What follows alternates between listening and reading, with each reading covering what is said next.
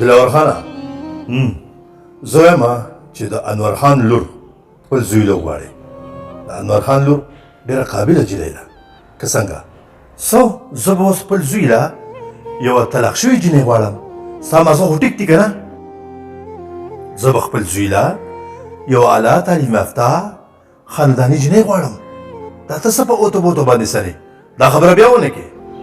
ګوره دلاور خان یو خبره یاد ساته، یو میاشت مخکې چې ستا لور هم طلاقه شوې ده، د هغې دپاره هم ته ګرځېدې په داسې زویونو کې د لور رشته کته چې هغه مالداران یې او مخیز خلک وي، او نن د خپل زوی دپاره په تا باندې د یو طلاقې شوې جینۍ نوم بدلېږي.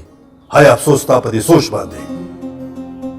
دا خو زموږ الوادونه دي، رشتې خو په اسمان جوړېږي، هېڅ پته نه لګي د دې. خو کم از کم تا له داسې رویه نه ده په کار. دا وخت په هر چا راځي او ما ډېره زیاته غلطي وکړه. ما له داسې ویل نه په کار. دا خو ماشومان دي او رشتې خو په اسمانونو جوړېږي. زه معافي غواړم، ما له داسې ویل نه په کار. واقعي په دې خبرو باندې لږ سوچ په کار دی.